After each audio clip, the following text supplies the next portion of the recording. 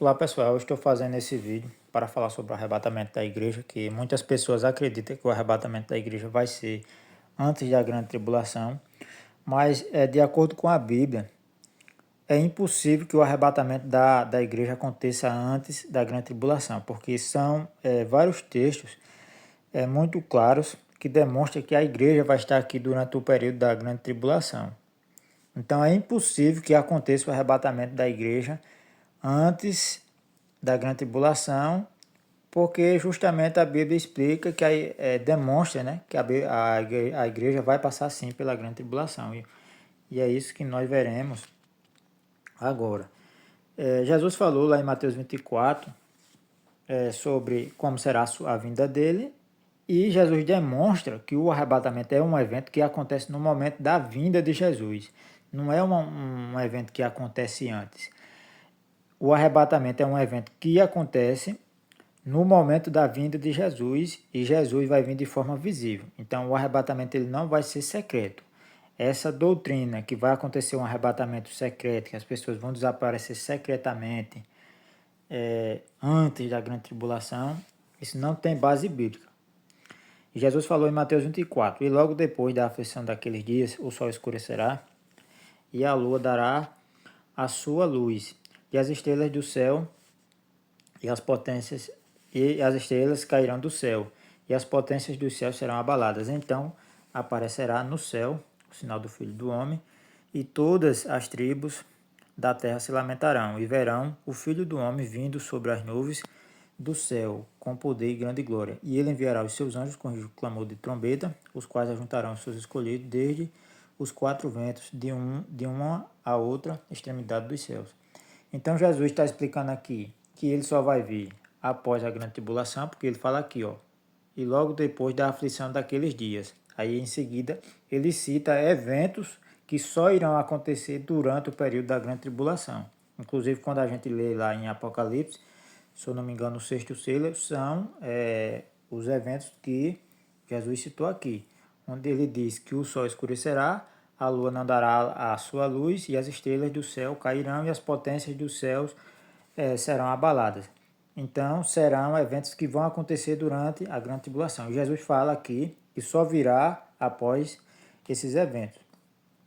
E logo depois da aflição daqueles dias, aí em seguida Jesus diz: então aparecerá no céu o sinal do Filho do Homem, e todas as tribos da terra se lamentarão e verão o Filho do Homem vindo sobre as nuvens do céu, com poder e grande glória. E a vinda de Jesus, ela será visível, né? Jesus vai aparecer no céu.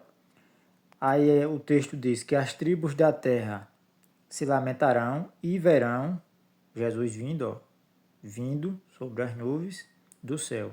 Ainda diz mais, com grande poder e glória.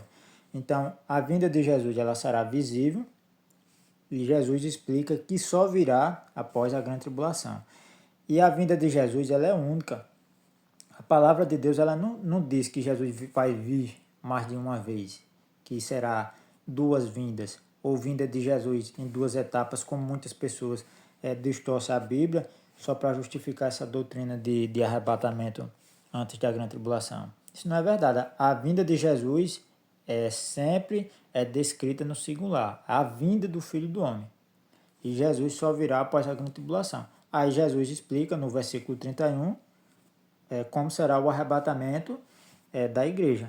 Aí Jesus diz o seguinte: e ele enviará os seus anjos, com rijo clamor de trombeta, os quais ajuntarão os seus escolhidos desde os quatro ventos, de uma a outra extremidade dos céus. Aí aqui Jesus está explicando, falando do arrebatamento da igreja.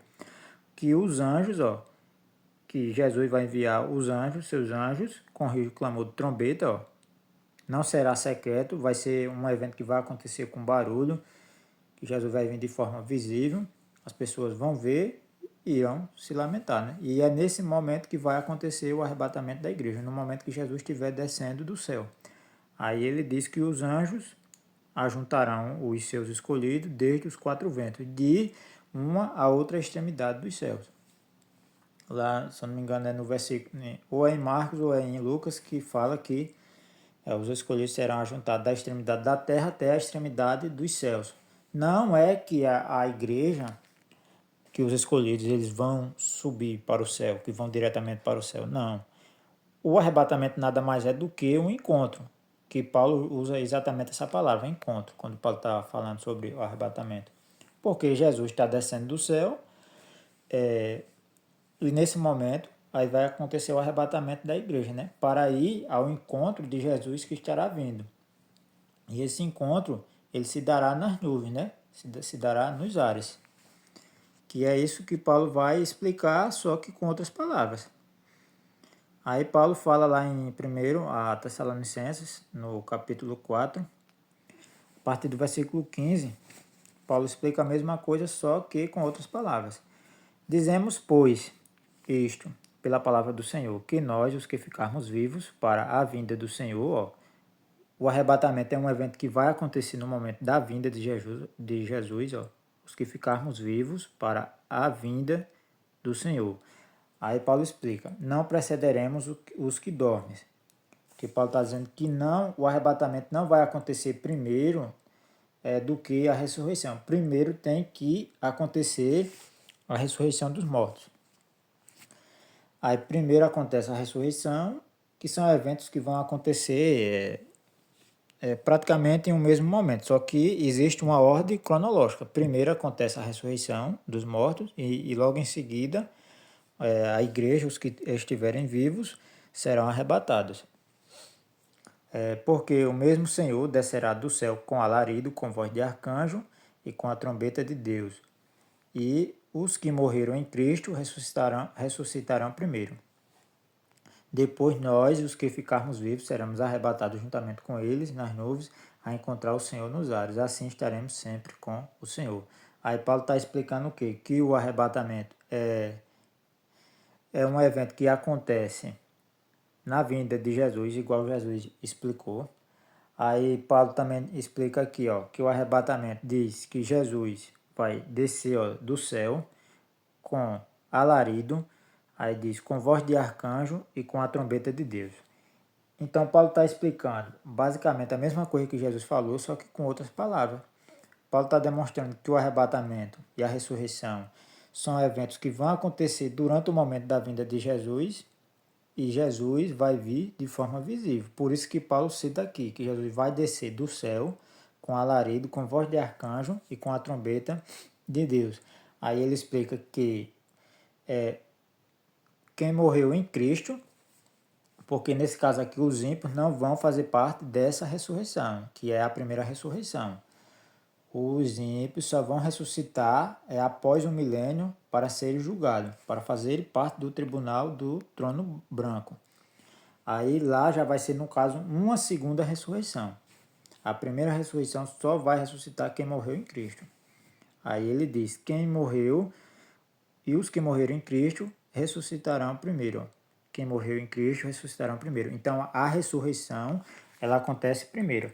Então isso é muito importante, porque a gente vai ver exatamente lá em Apocalipse que as pessoas que vão morrer durante a tribulação vão fazer parte dessa ressurreição aqui. Então não tem como acontecer um arrebatamento antes, porque lá em Apocalipse demonstra que os mártires da grande tribulação farão parte da primeira ressurreição. Aí Paulo continua explicando. E depois nós, os que ficarmos vivos, seremos arrebatados juntamente com ele nas nuvens, a encontrar o Senhor nos ares. A encontrar o Senhor nos ares. Aí Paulo demonstra que o arrebatamento nada mais é do que a igreja ser arrebatada para ir ao encontro de Jesus, porque se Jesus está descendo do céu, está vindo, é óbvio que Jesus não vai retornar para o céu. Em seguida, todos retornam, que em outras passagens diz que Jesus irá para Jerusalém e pisará no Monte das Oliveiras, porque provavelmente Jesus ainda vai derrotar o anticristo e finalizar a guerra do Armagedon, que eu acredito que ainda estará acontecendo, né?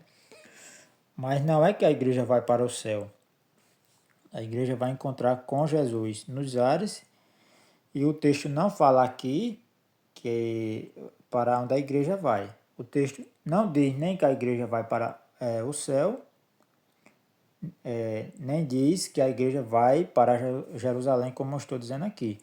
Mas a gente pode inferir isso porque em outras passagens diz que quando Jesus vier, no momento da vinda de Jesus, sendo que os textos demonstram que a vinda de Jesus será única, será uma vinda só, em outras passagens diz que Jesus vai para Jerusalém. Por isso que a igreja ela vai retornar com Cristo. Porque Paulo fala assim, ó, e estaremos sempre com o Senhor. Aqui Paulo não está dizendo que a igreja ela vai para o céu. Paulo está dizendo que a igreja vai estar sempre com o Senhor. E se em outras passagens afirma que Jesus vai em destino a Jerusalém, então isso significa que após esse arrebatamento, após esse encontro da igreja com Jesus nos ares e a ressurreição de todos os santos que morreram em Cristo, então isso significa que eles também irão juntamente com Jesus, porque o texto afirma que a igreja vai estar com Jesus. Então, assim, a gente percebe que Jesus ele foi bem claro em relação a essa questão do arrebatamento. A questão é porque as pessoas elas gostam de confundir e criar interpretações, de aumentar coisas que o texto não diz. Tanto é que é assim que todos os textos, quando a gente lê com atenção e sem distorcer, a gente percebe que todos os textos se encaixam e apontam para essa mesma interpretação, né?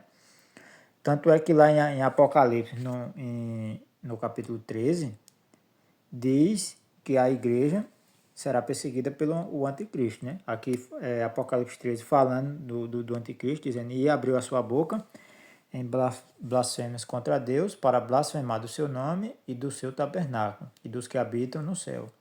Ou seja, se referindo ao anticristo. Aí diz, e foi-lhe permitido fazer guerra aos santos, e vencê-los. E deu-se-lhe os poderes sobre toda a tribo e língua e nação. Então aqui está demonstrando que a igreja vai ser perseguida pelo anticristo. Que está dizendo aqui que o anticristo vai fazer guerra aos santos e vencê-los.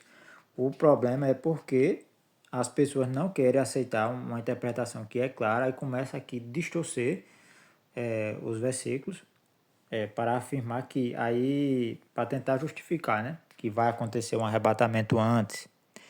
Aí eles começam a criar coisas que o texto não diz. Dizer que aqui, esses santos aqui, não é igreja, porque é um termo que não é usado para se referir à igreja. Nesses santos daqui as pessoas dizem que seria parte da igreja, quando não é verdade. Porque esse mesmo termo santos, ele vai ser usado para se referir à igreja já após todos os eventos da grande tribulação, após Jesus voltar, e quando a igreja já vai estar reinando, já durante o milênio, após os 1000 anos, aí esse mesmo termo é usado para se referir à igreja. E a igreja é chamada de santos, que é isso que a gente vai ver agora. Lá em Apocalipse, Apocalipse 20, a partir do versículo 9. A partir do versículo 7 está escrito o seguinte, e acabando-se os 1000 anos, Satanás será solto da sua prisão e sairá a enganar as nações que estão sob os quatro cantos da terra, Gog e Magog, cujo número é como a areia do mar, para os ajuntar em batalha. Aqui o texto ele já está falando do milênio. O texto aqui ele demonstra que quando Jesus voltar, após a grande tribulação, vai sobrar nações que não farão parte do arrebatamento, não irão fazer parte da igreja, mas que irão sobreviver após a grande tribulação e que irão ficar na terra como nações. No caso, essas pessoas elas continuarão em seus corpos normais. No caso, serão essas pessoas, essas nações que irão restar, que a igreja e Jesus irá governar. Por isso que a palavra fala lá em outra passagem que Cristo e a igreja vai reinar sobre a terra, né? E a palavra diz que a igreja, que nós seremos reis e sacerdotes. Então, se nós seremos reis e sacerdotes, o texto, né, mais ou menos já dá para deduzir que nós iremos reinar sobre alguém. E não só aqui em Apocalipse 20, como em outros A passagem demonstra que sim, que vai sobrar nações após a grande tribulação. Aí diz aqui, e acabando-se os 1000 anos, Satanás será solto da sua prisão. No versículo anterior, diz que o diabo ele vai ser preso e não vai poder mais enganar essas nações. Aí no versículo seguinte diz que após os 1000 anos, Satanás vai ser solto da sua prisão e vai sair a enganar as nações. E essas nações, durante o milênio, elas já vão se multiplicar. Ó. E ainda diz mais, ó, que estão sobre os 4 cantos da terra. As nações, ó, que estão sobre os 4 cantos da terra. Então o reinado da igreja e de Cristo será na terra, não será no céu. Gog e Magog, cujo número é como a areia do mar. Isso porque durante o milênio essas nações irão se multiplicar novamente. Satanás vai enganar uma parte desse pessoal e vai ajuntar eles em batalha. Aí o texto diz assim, ó, e subiram sobre a largura da terra e cercaram o arraial dos santos, e a cidade amada. Então a igreja estará reinando de Jerusalém, e aqui a igreja ela é chamada de santos. Diz que Satanás vai enganar as nações e os rebeldes, eles vão cercar o arraial dos santos, Então, o mesmo termo utilizado lá em Apocalipse 13, ele é usado aqui para se referir à igreja. A igreja aqui já como um todo, já após o milênio, ela é chamada de santos. Então não tem como a pessoa pegar um versículo, como está escrito lá em Apocalipse 13, e dizer que aqueles santos não é a igreja. É que seria, no caso, só parte da igreja. Então a gente já percebe aí que existe uma manipulação apenas para justificar, no caso, essa doutrina de arrebatamento secreto e antes da tribulação. Porque santos e igreja são termos sinônimos. Santos é o mesmo termo que é usado aqui para se referir à igreja. Aí o texto ele diz que vai descer fogo do céu, Deus desceu fogo do céu e os devorou. No caso, vai haver uma rebelião após o milênio, só que vai descer fogo do céu.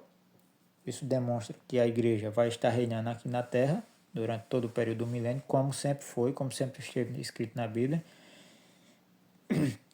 Porque muitas pessoas acreditam que a igreja ela vai ser arrebatada para ir morar no céu, e não é verdade. O reinado da igreja e de Cristo será aqui na terra. Agora que é assim, provavelmente a igreja terá acesso ao céu, mas o reinado da igreja será aqui na terra, não vai ser no céu. Essa doutrina de arrebatamento antes da grande tribulação, as pessoas elas vão criando interpretações e vão colocando acréscimos que a palavra não diz. Por exemplo, muitas pessoas acreditam e acabam explicando que a igreja ela vai ser arrebatada e que antes da tribulação e que durante os 7 anos a igreja vai estar lá no céu fazendo parte das bodas do Cordeiro, comemorando as bodas do Cordeiro, e que o restante das pessoas e da igreja, o restante da igreja, no caso, estaria aqui na terra sofrendo, enquanto eles que foram arrebatados vão estar no céu, fazendo parte das bodas do Cordeiro. Mas isso não é verdade. Aí quando a gente vai ler a Bíblia, a gente percebe que realmente não é verdade, porque a Bíblia, o que eles falam uma coisa, mas a palavra fala outra. Em Apocalipse 19, diz, falando lá, fala da parte das bodas do Cordeiro, e fala o seguinte, ó, Apocalipse 19, a partir do versículo 1, a gente vai ver que as bodas do Cordeiro só acontecem após a grande tribulação, que é isso que a gente vai ver agora. E depois destas coisas, ouvi no céu uma grande voz de uma grande multidão que dizia, aleluia, a salvação e a glória e honra e o poder pertence ao Senhor nosso Deus, porque verdadeiros e justos são os seus juízos, pois julgou a grande prostituta que havia corrompido a terra com a sua fornicação, e das mãos dela vingou o sangue dos seus servos.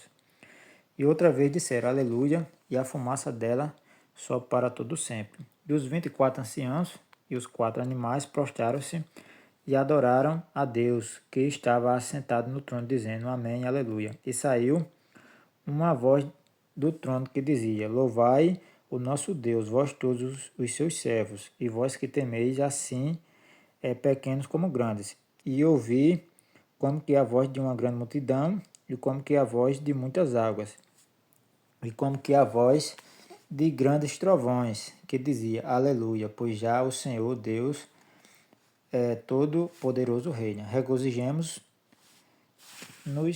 e alegremos-nos, pois não, e demos-lhe glória, porque vindas são as bodas do Cordeiro, e já a sua esposa se aprontou. Então aqui a gente observa que as bodas do Cordeiro elas só acontecem após a grande tribulação. Por quê? Porque aqui no versículo 2 diz o seguinte: verdadeiros e justos são os seus juízos. Verdadeiros e justos são os seus juízos, pois julgou a grande prostituta que havia corrompido a terra com a sua fornicação, e das mãos dela vingou o sangue dos seus servos. Então aqui o texto ele demonstra que quando as bodas do Cordeiro irão acontecer, primeiro Deus já tem derramado os seus juízos e já tem julgado a grande prostituta e vingado o sangue dos seus servos. Então isso significa, ó, e julgou o sangue dos seus servos. Então isso significa que as bodas do Cordeiro só acontecerão após a grande tribulação, porque o texto ele afirma que Deus já tem julgado a grande prostituta e vingou o sangue dos seus servos. Aí lá no versículo 7 é que é dito, ó, regozijemo-nos e alegremos-nos e demos-lhe glória, porque vindas são as bodas do Cordeiro, e já sua esposa se aprontou. Em outras traduções, para quem tiver dúvida, é falado de forma mais clara ainda. Em outras traduções é traduzido mais ou menos que agora, a partir de agora, é que virá as bodas do Cordeiro. Então a gente observa que essa explicação que muitos dizem e acreditam que a igreja ela vai ser arrebatada 7 anos antes e vai estar no céu festejando as bodas do Cordeiro, enquanto o resto da igreja, enquanto a grande tribulação vai estar acontecendo, isso não é verdade, porque as bodas do Cordeiro só acontecem após a grande tribulação, após Deus julgar a grande prostituta e vingar o sangue de seus servos. Claro que se Jesus falou que só virá após a grande tribulação e demonstra que o arrebatamento da igreja e a ressurreição só acontecem no momento da vinda dele e após a grande tribulação, então é óbvio que a palavra de Deus ela não iria se contradizer, né? Por isso que a palavra aqui ela demonstra que as bodas do Cordeiro só vão acontecer após a grande tribulação. Aí muitas pessoas vão explicar o seguinte: mas a igreja vai morar no céu sim, porque a palavra diz que a igreja vai morar no céu, porque lá em João 14 diz que Jesus foi preparar a morada no céu para a igreja. Na verdade, isso é um erro de interpretação e de atenção, né? Lá em João 14, Jesus não está falando que foi preparar moradas no céu. Jesus não foi preparar a casa de tijolo para a igreja no céu. Jesus está falando dos nossos corpos.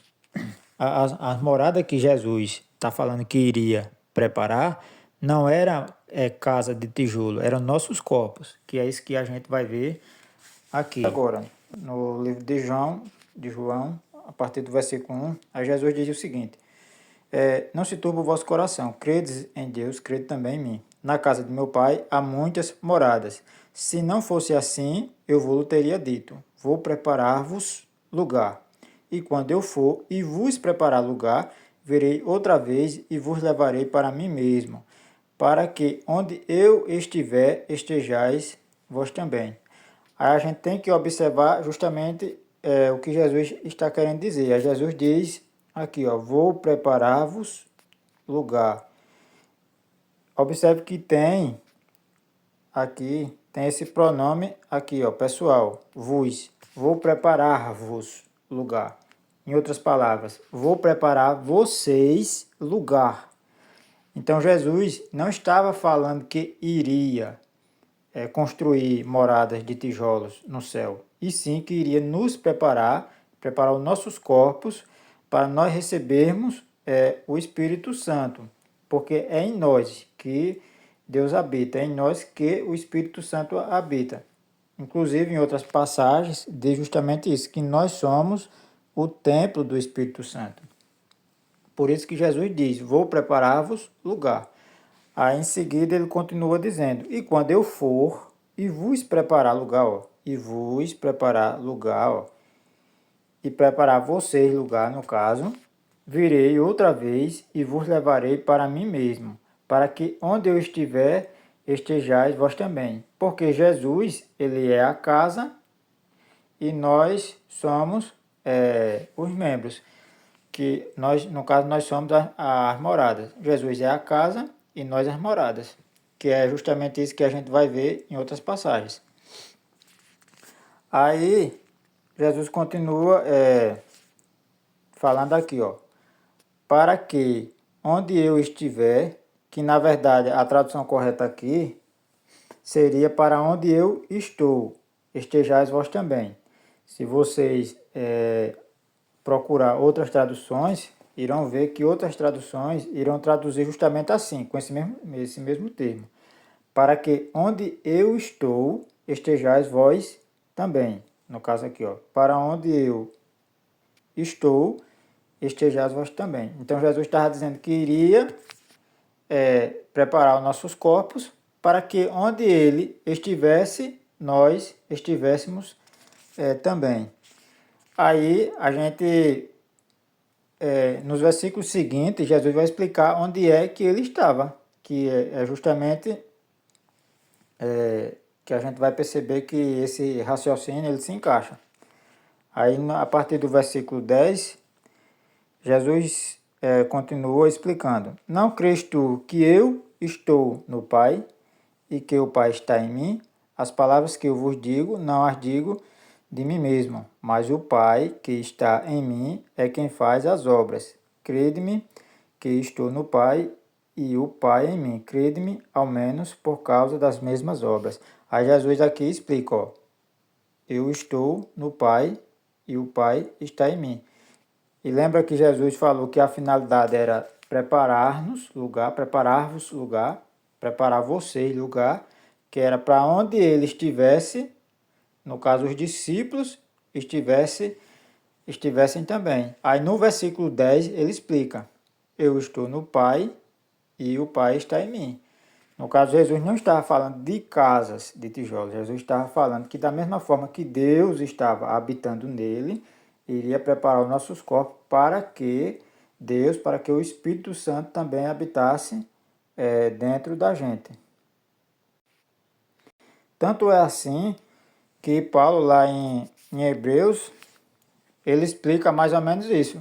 Eles entenderam a mensagem de Jesus e ele faz uma referência justamente a esse entendimento.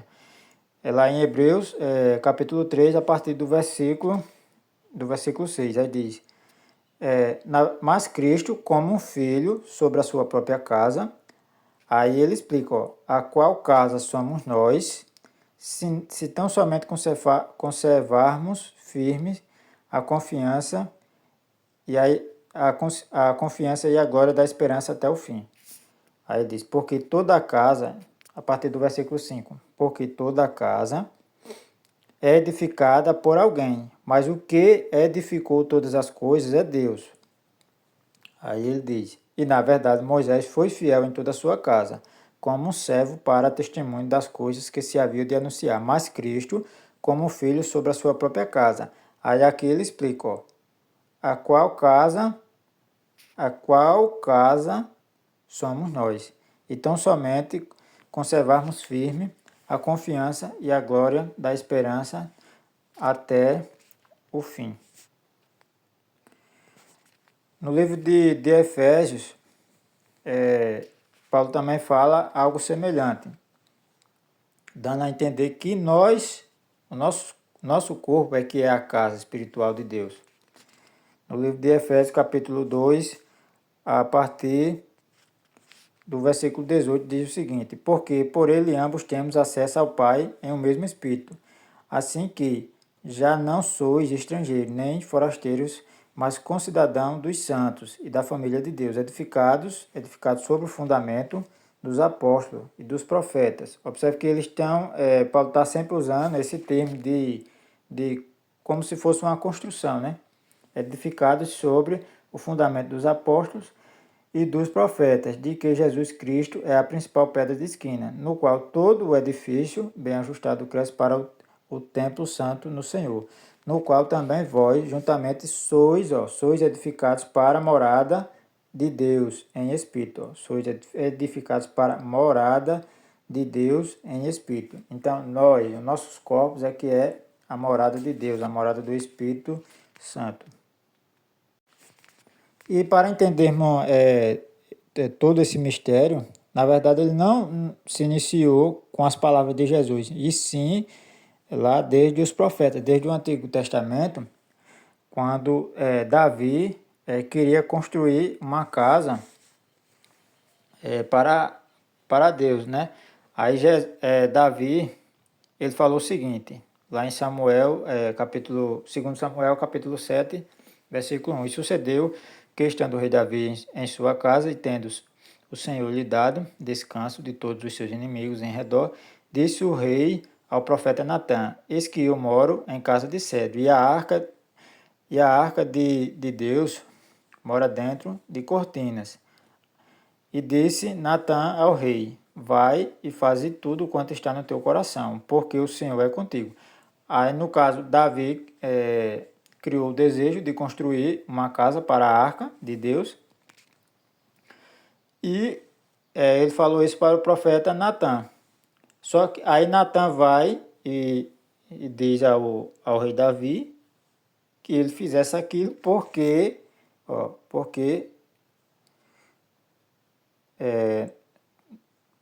aí disse Natã ao rei: vai e faz tudo quanto está no teu coração, porque o Senhor é contigo. Só que aí não foi bem assim, né? Na verdade, Natã achou que Deus iria aprovar aquilo, só que não foi assim que Deus pensou. Aí Deus mandou fazer justamente o contrário.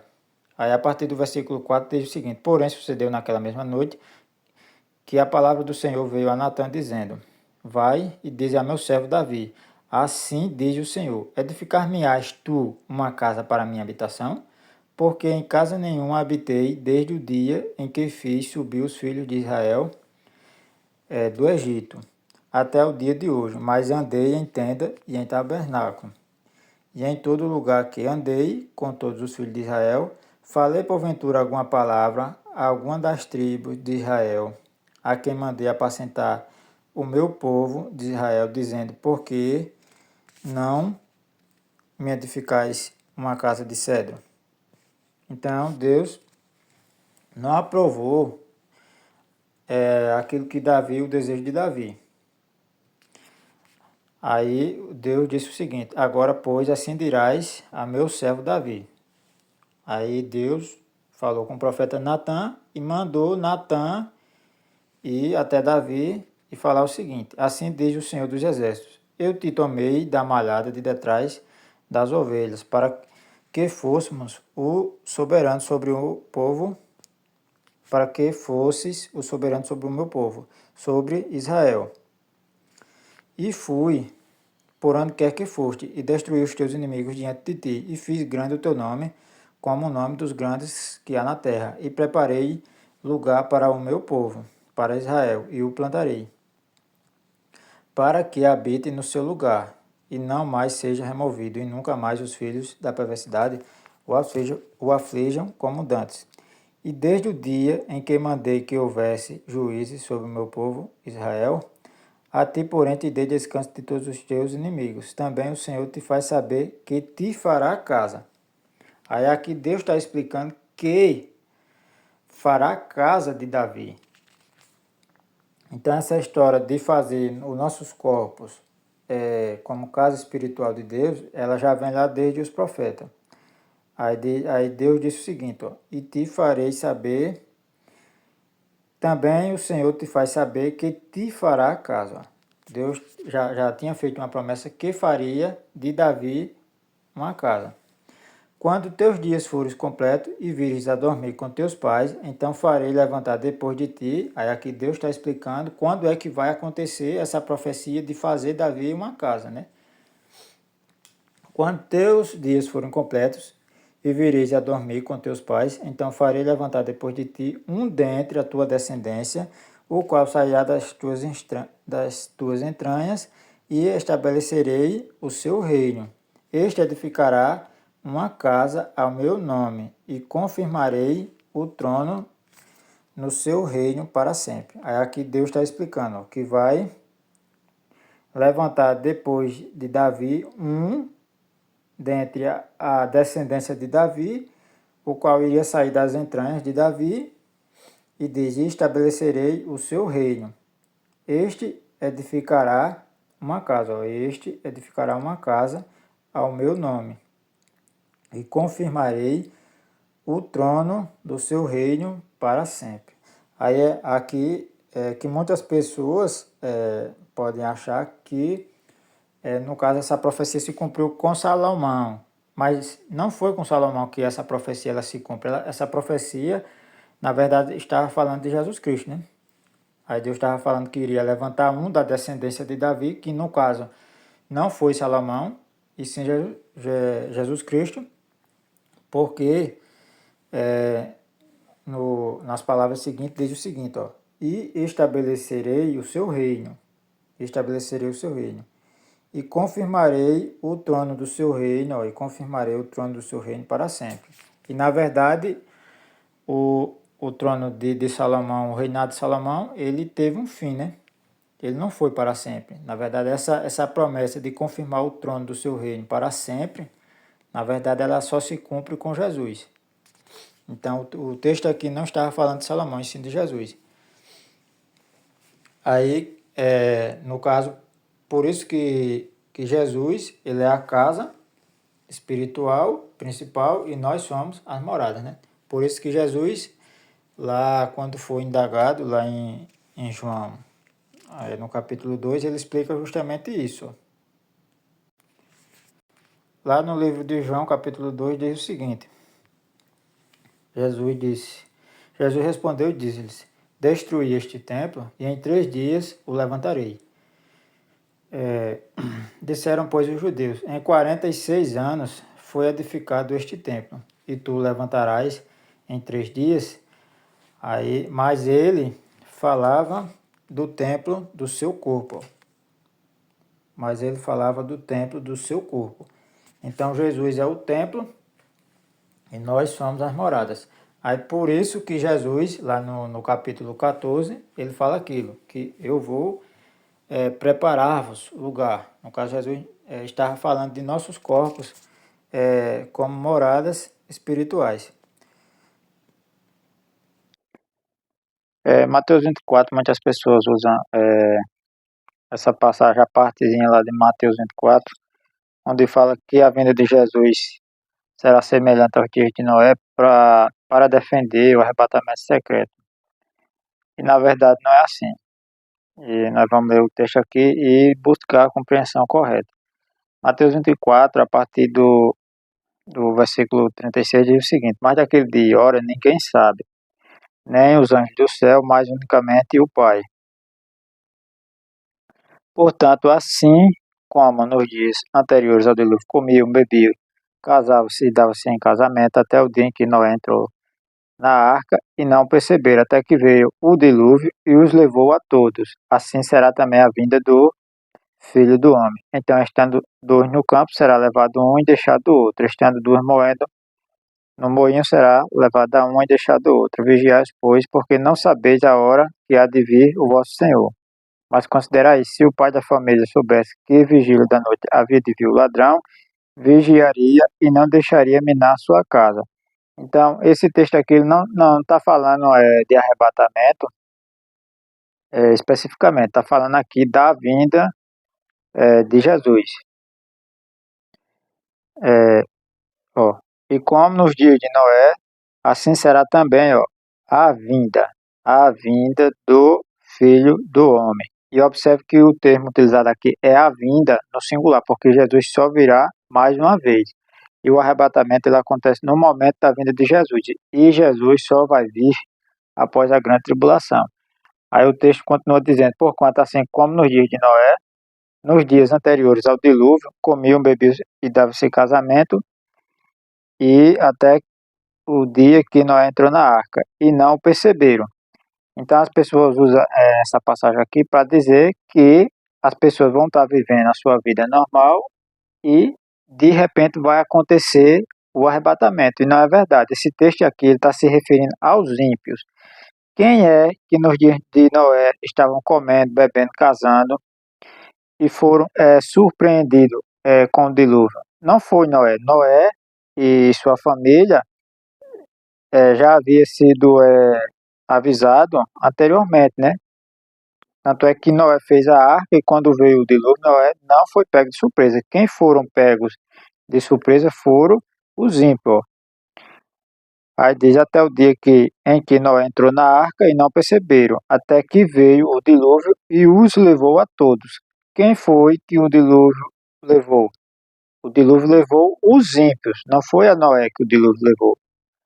Noé foi justamente salvo. Aí muitas pessoas acreditam que quando aqui diz que um será levado e o outro deixado, acham que vai acontecer o arrebatamento. Ó. Quando diz assim, estando dois no campo, será levado um e deixado o outro. Esse que será levado não é que será levado arrebatado, como muitas pessoas interpretam. Aqui o texto está dizendo que vai ser levado pelos juízos de Deus. Observe que o texto está fazendo uma comparação aos dias de Noé. E nos dias de Noé, quem foram levados, tá aqui, ó, foram os ímpios que foram levados pelo dilúvio e pelos os juízos de Deus. E agora na próxima vinda de Jesus será semelhante aos dias de Noé. Quem for levado vai ser levado pelo juízo de Deus, pelos juízos de Deus. E quem for deixado, nesse caso, é que será salvo, né? Será levado um e deixado o outro. Observe que o texto ele tá fazendo uma comparação, né? Ele está dizendo aqui, ó. E como foi nos dias de Noé, assim, ó, assim será também a vinda do Filho do Homem. Então, quando Jesus vier, é, e quando chegar a tribulação, os ímpios que serão surpreendidos e serão levados pelo juízo de Deus. A igreja não, né? A igreja vai ser salva. Apesar de que muitos vão morrer, vão ser mártires durante o período da tribulação, mas irão ressuscitar no final da tribulação. Aí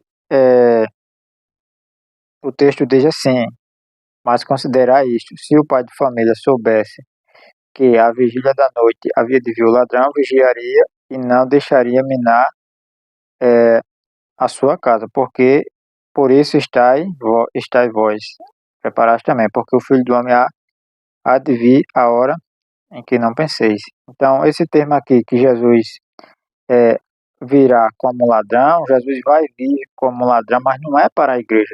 Jesus vai vir como ladrão para os ímpios, que Paulo explica de uma maneira mais clara,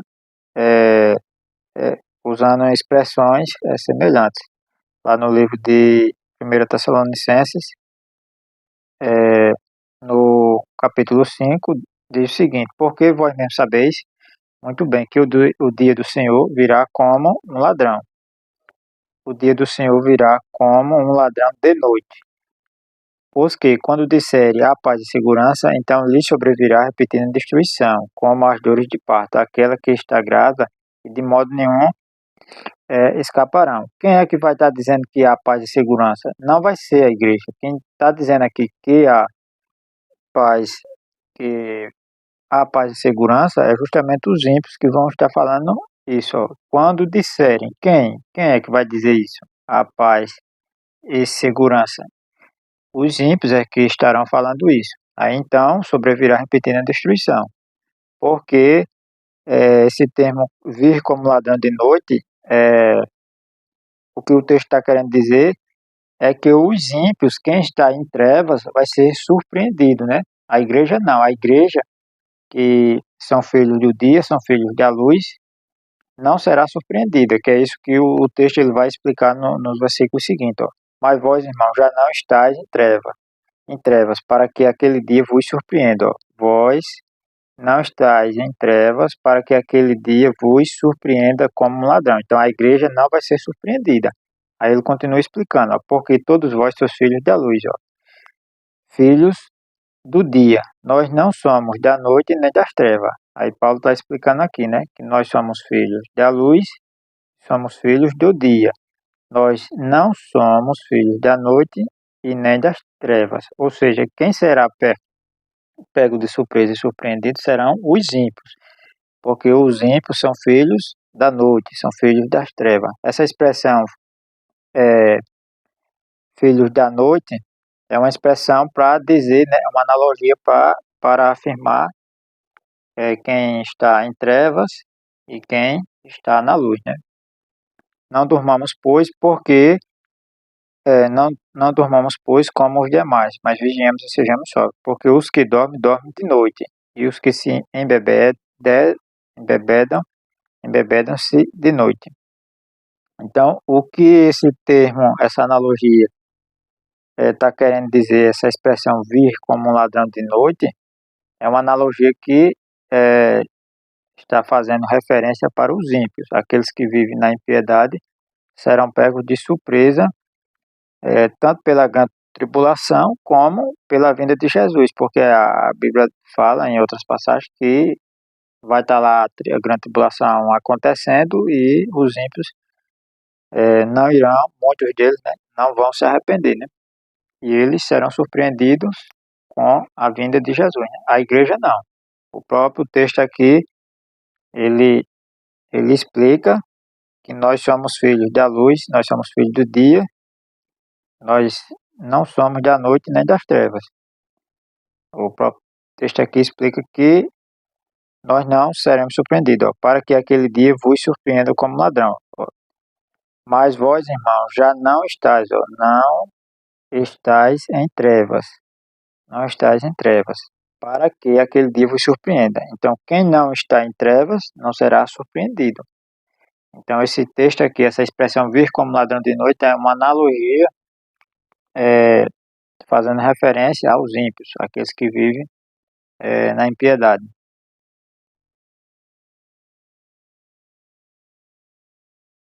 Outro texto também que as pessoas fazem confusão é quando a palavra diz que a vinda de Jesus será semelhante ao relâmpago. Quando Jesus comparou a sua vinda com um relâmpago, que muitos acreditam que o arrebatamento vai ser rápido como um relâmpago, e na verdade não é assim. Essa expressão que Jesus virá como um relâmpago está se referindo ao brilho, à luminosidade do relâmpago, porque todos nós vemos o relâmpago quando aparece no sol, né? O relâmpago não é algo invisível, todos nós vemos. E o texto ele explica justamente isso. E é isso que a gente vai ver, ó. Porque assim como o relâmpago sai do Oriente e se mostra, ó, e se mostra até o Ocidente, assim será também a vinda do Filho do Homem, ó, a vinda. Então essa está falando da vinda de Jesus e está fazendo uma comparação ao brilho do relâmpago, porque assim como o relâmpago sai do Oriente e se mostra até o Ocidente, assim será também a vinda do Filho do Homem. Ou seja, quando Jesus aparecer no céu, todos nós iremos ver Jesus vindo. Lá em Lucas fala a mesma coisa e de maneira bem mais clara. Ó. E vos dirão, está ali ou está aqui, não vades, nem o sigais, porque, pois como o relâmpago que brilha em, um, em uma extremidade do céu e ilumina até a outra extremidade, assim será o Filho do Homem no seu dia. Então, quando Jesus vier, será de maneira semelhante ao relâmpago. Quando ele apontar no céu, todos irão ver. Foi justamente isso que Jesus fala, né, em Mateus 24, que todos verão e se lamentarão. Então, essa expressão de que Jesus vem como um relâmpago, não é, primeiro que não está falando do arrebatamento, está falando da vinda de Jesus. E é uma expressão que é usada uma analogia para dizer que todos irão ver quando Jesus estiver vindo, né? Porque ele vai brilhar nos céus, assim como um relâmpago que brilha de um canto a outro e todos veem. Assim será também a vinda de Jesus, será visível e todos verão. Em outros textos diz de maneira bem clara que todos verão quando Jesus vir.